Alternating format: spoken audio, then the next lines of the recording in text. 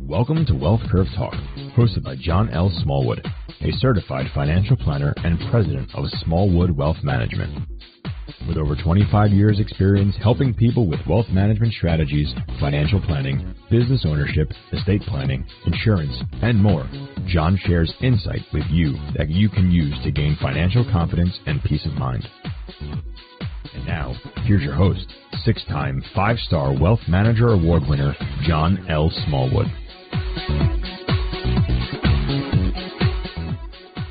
Hello, this is John Smallwood from Wealth Curve Talk. Today, we're going to be talking about one of the most important parts of a wealth management plan. Without this at the core of your plan, you just don't have a plan. The month of May is known as Disability Awareness Month. The most important asset that you have is your ability to work, your ability to earn income, your ability to show up every day and do what you do. This is one of the most misunderstood, missed parts of wealth management, financial planning. Disability is one of the biggest things that is missed all the time, and it's actually one of the largest problems that you see in wealth management. So what I wanted to do is just start off with why this is important and why I think, this is one of the most important things to make sure that you have in your plan. And most people, when they're thinking about it, they think disability will happen to somebody else, it won't happen to them, and that it's not going to happen to us. And that's one of the conversations that you have all the time with people, because that's the way people think about it. The probability of being disabled prior to 65 for somebody in the workforce is 1 in 4. Accidents are not the major cause of disability. Back injuries, cancer, heart disease, and other illnesses are the major causes. There's a wonderful website that we look at periodically called disabilitycanhappen.org. There's a tremendous amount of information there that's on the site. But what's interesting is you have to think about this, right? Visualize for a second.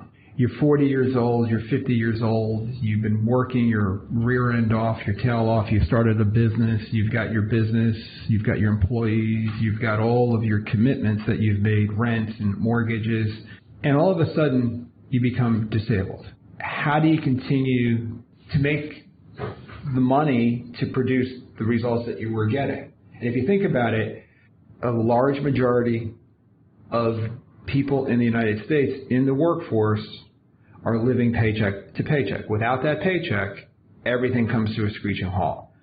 If you've been successful and you've accumulated money, how long will that money last if you're completely disabled? And you have to think about this from a macro standpoint, from a bigger picture standpoint, which is if you work for a corporation, a lot of corporations have disability insurance that is provided as a benefit. But there are many misthinking on those things. There's many loopholes and many, you're underinsured. It's a good foundation, but it may not be what you really want. For example, you may be earning $200,000 a year, and the disability would cover you for $7,000 a month or 50% of your salary, and that would be taxable. It's hard enough to live on your current 100% of your salary, right? Let alone 50% or less. You have to really understand what you have as part of the disability package they have. Most people that I talk to, when we encounter them in the initial fact-finding session in our process, they're looking at this and they say, I've got something, but I'm not really sure what it is. And that's something I think is really, really important. You really need to understand what that is and understand what the caps are, if it's integrated with Social Security, is it fully insuring your entire compensation, meaning base salary, bonus, etc. And a lot of that's not. And what happens is you think about it from the self-employed person, and the self-employed person is a completely different perspective, right? When you're self-employed, depending upon how big the organization is and how long it's been going, a lot of people are the sole drivers of their firms. If you were disabled, all of that stops, and if you're running your own firm, your overhead continues, right? So not only have you lost your income, but your overhead continues, and your staff payments and your mortgages and your rents that you're doing. And a lot of those things have personal guarantees. You got to think about the big picture. And I'm not getting into the details here a little bit, but the idea is I want you to think about if disability occurs for somebody that works for a corporation, that's one avenue. If you're self-employed, it's potentially a far bigger problem, and you really need to focus on what that is that you have. Now, the awareness that I'm trying to get out for this month is that disability done right adds value to the plan. Disability done wrong is really a situation that's going to create a lot of pain in your plan. We have a software that we call that's the My Wealth Curve, and we can simulate different types of things. So assume for a second you're 40 years old, you're making $250,000 a year, you've saved up about $300,000, and you're saving the right amount of money, everything is good. The track that you're on is you're going to get to this magic age of, let's just say, 64, 65 years old, and that's the retirement age. With Social Security is now different, but you're on track to have this $1.2 million of assets. And if you became disabled yesterday, right, or 3 years from now, let's say at 43, by the time you're 48, you're completely out of assets, and you have to move home with mom. Just kidding. But you know what I'm saying? Like, this is really terrible. We have the simulation software where the idea is to understand if I put in the disability coverage, the maximum amount of disability coverage that I could bring in for that person, you never run out of money if it's done right. There is one of the big common obstacles that people have is it's not going to happen to me, so I don't want to pay the premium that's necessary to cover this, okay? And in the report that we do, we have this report that basically will show you 4 opportunities, right? And that 4 opportunity is, let's assume that you never bought the disability coverage and you never become disabled. You're going to be at a certain spot. If you don't buy the disability coverage and you become disabled, you're going to run out of money. If you buy the coverage and you don't become disabled, there's an opportunity cost, meaning the premiums I was spending on that event were a waste. My position is that's a great thing because I bought it, I was protected, I lived my life, and I didn't become disabled. The other option is I bought it and became disabled. And, if you think about it, when you're 40 years old, or you're 50 years old, or you're 55 or you're 60, you're at your peak earnings. You're at your peak spending. You've got kids going to college. You've got weddings. You've got things that you and your spouse want to do together. Any disruption in your income or in your savings rate, because what happens is when you become disabled, all of the savings that you were doing also stops at the same time, and that future potential you were trying to get to is destroyed. So the idea is the most important asset is your ability to earn income. When I look at a lot of people and I get their initial confidential financial questionnaire, and we list, you're listing all the assets that you own, and you're listing the insurance coverages that you have, car insurance, homeowners insurance. Disability is forgotten. Life insurance is forgotten in a lot of those cases, and a lot of times they're spending more money insuring the car than they are insuring their ability to earn income, which is kind of strange because everything that's going to happen in the plan is a result of you getting up and going to work. If you can't go to work because you had one of these, issues out there that prevents you from going to work, then everything in your plan stops. And the idea is that what people start to look at and focus on is that it's hopefully not going to happen to me, right? This is never going to happen to me. And my position is I hope it never does.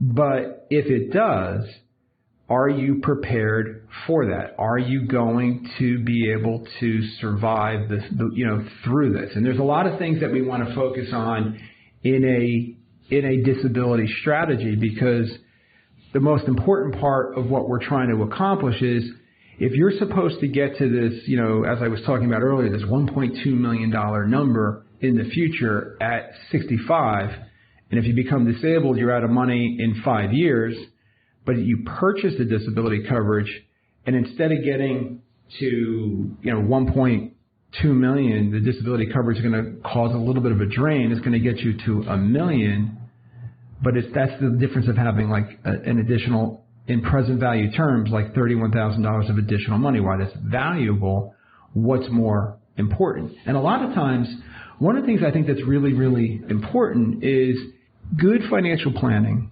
good financial strategy, good wealth management is going to go in and look at everything that you're doing currently.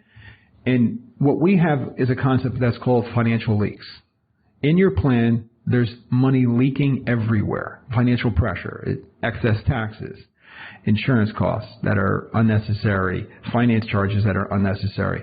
Good financial planning will find the money that's leaking out of the plan, and the idea is to recapture, reposition, and redirect that money to get maximum benefits with maximum financial output. Every time I review these things, we're looking at it as if we didn't go find the money in the plan. Now, not every, some plans are perfect, and you're not going to find that excess money, but a lot of times you're going to find it. And I think what I want to focus on Disability Awareness Month is the concept that there's a lot of different things that we need to focus on.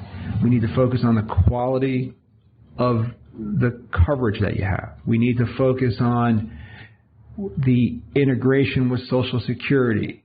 There's riders that can be added that have things that are called residual benefits or excess benefits for long-term care. If you're satisfying two of the daily living benefits that you can't bathe yourself, feed yourself, change yourself, a lot of policies will kick in what's called a catastrophic rider.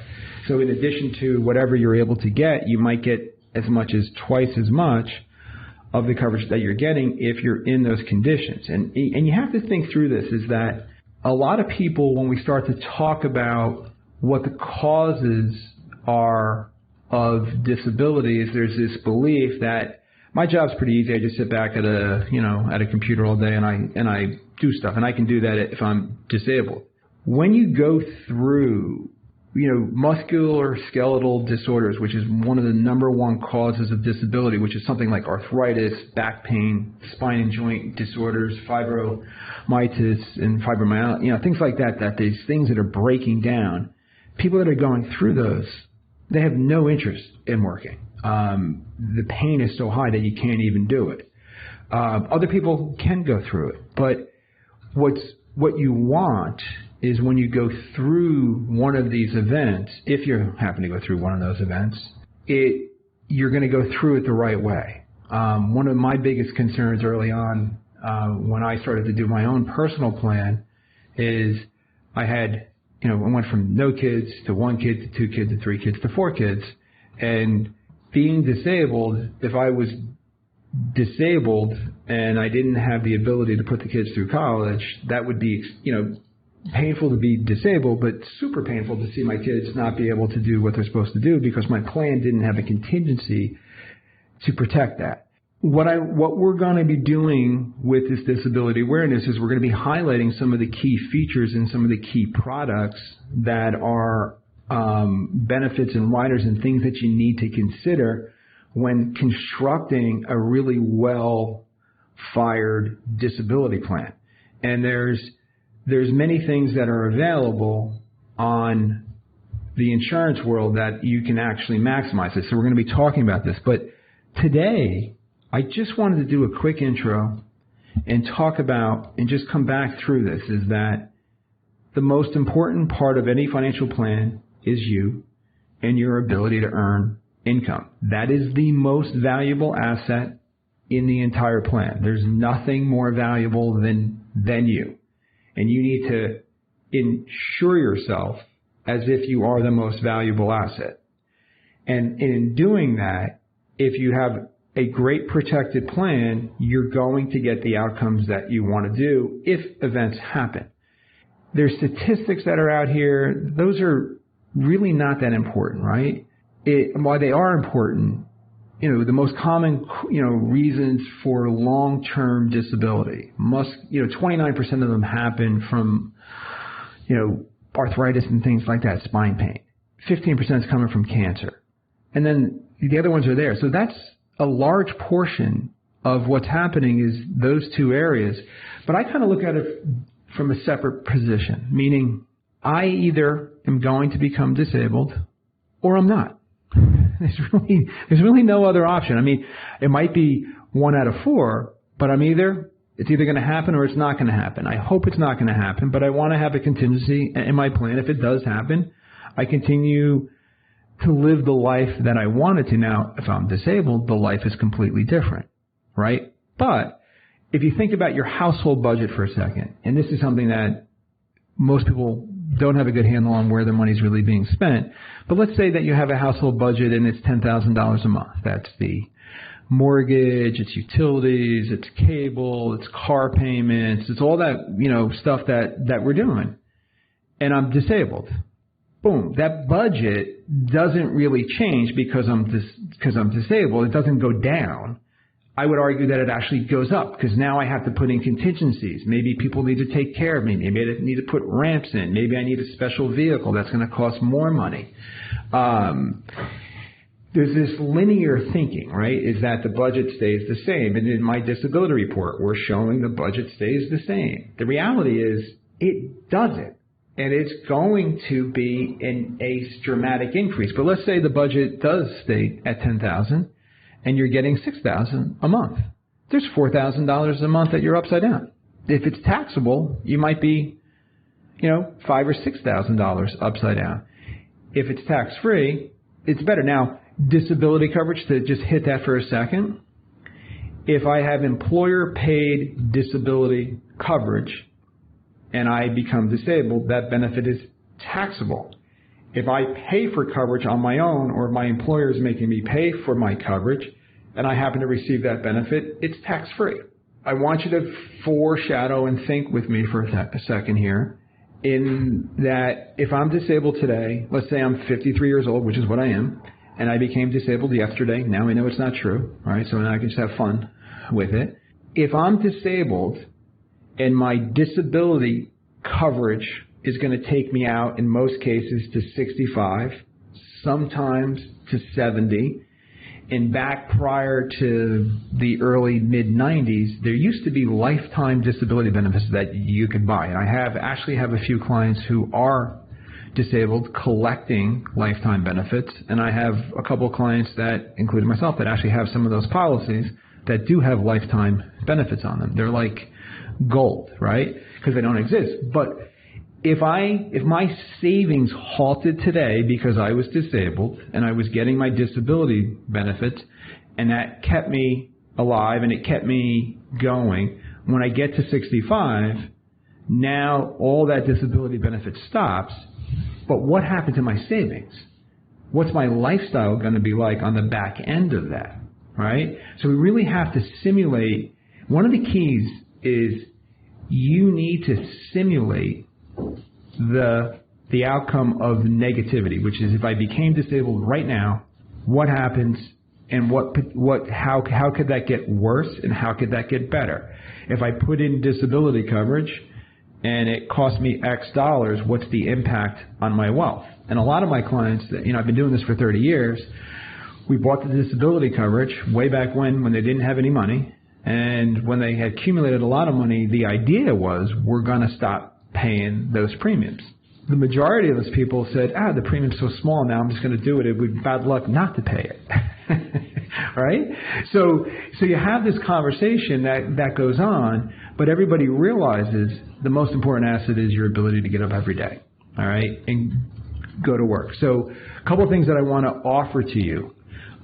If you're listening to this podcast, you can send an email to clientservices@smallwoodwealth.com, and in the subject put free disability report.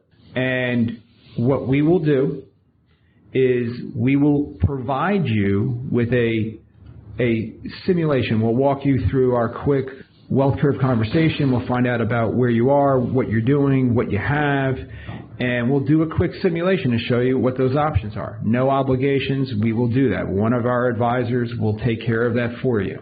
It's an excellent opportunity to do it. On the website, we have some videos that you can see. We have podcasts, and then you can sort those podcasts by we have disability, and it'll sort them and pull out the ones that are disability focused. We have ones that are, dedicated to life insurance and wills and trusts, and we have ones that are dedicated to separate areas. So the resources are here. My goal is to get you thinking strategically to make sure that you are protected properly, and to make sure that what you have as far as protection is what you believe it is. A lot of times people say, well, I have that. But what they don't realize is there's so many different little nuances, such as own occupation versus any occupation, benefit periods, waiting periods, et cetera, et cetera, et cetera. So this is here. This is available for you. We are here to help you. Have a wonderful day, and thank you for listening. Wealth Curve Talk with John L. Smallwood is brought to you by Smallwood Wealth Management, an investment advisor representative. Strategies mentioned may not be suitable for everyone, and the information expressed does not take into account your specific situation or objectives and is not intended as recommendations appropriate for you. Information has been obtained from sources that are deemed to be reliable, but their accuracy and completeness cannot be guaranteed. Always consult with a qualified investment, legal, or tax professional before taking any action, as information and/or opinions are subject to change without notice. Investments involve risk and, unless otherwise stated, are not guaranteed. Past performance cannot be used as an indicator to determine future results. Smallwood Wealth Management provides content that is true and accurate as of the date of publishing. However, we give no assurance or warranty regarding the accuracy, timeliness, or applicability of any of the contents. We assume no responsibility for information contained on this website or podcast, and disclaim all liability in respect of such information, including, but not limited to, any liability for errors, inaccuracies, omissions, misleading, or defamatory statements. Thank you for listening.